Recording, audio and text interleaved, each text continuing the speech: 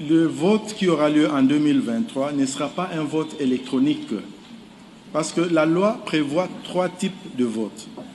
Il y a le vote manuel, comme on a fait en 2006 et en 2011. Il y a le vote semi-électronique, qu'on peut aussi appeler semi-manuel, comme nous avons fait en 2018 avec la machine à voter. Et puis il y a le vote électronique.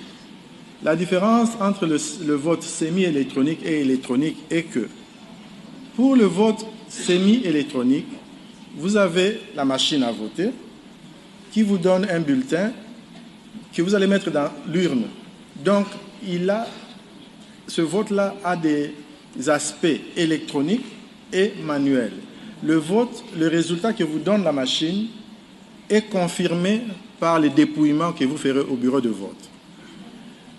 Quant au vote électronique, la loi permet d'organiser le vote électronique. Celui-ci consiste, en fait, il est immatériel. Vous allez à la machine, vous votez, vous partez, vous n'avez pas de bulletin. Ça, c'est électronique seulement.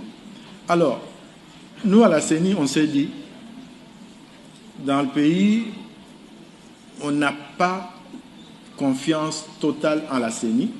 Nous ne pouvons pas nous permettre d'organiser un vote où vous n'avez pas de papier.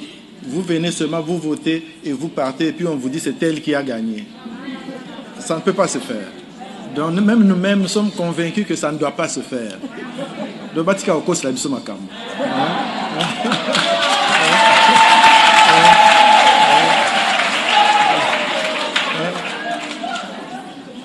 vote que nous aurons, ça sera comme en 2018.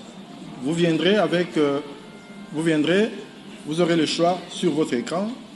Une fois que vous avez choisi pour tous les modes de scrutin, il y aura impression d'un bulletin que vous allez mettre dans l'urne.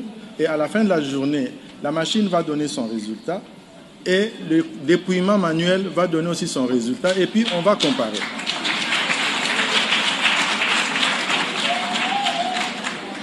Et puis, une fois que cela est fait, chaque bureau de vote va afficher les résultats. Ça s'affiche. Par bureau de vote. Et puis quand ils vont aller au centre local de compilation des résultats, là aussi on va afficher, après avoir fait les totaux, la centralisation. Et puis nous-mêmes à la CENI, à la fin, nous allons prendre les résultats de tout le pays et nous allons les rendre disponibles sur notre site web. Donc ça sera la transparence à tous les niveaux. Donc, il y aura un vote semi-électronique, comme en 2018. Les résultats seront affichés au bureau de vote et les résultats seront affichés dans les centres locaux de compilation des résultats. Et la CENI va publier tous les résultats sur son site web. Ainsi, si quelqu'un a un recours, il peut faire son recours sans problème. C'est ça donc.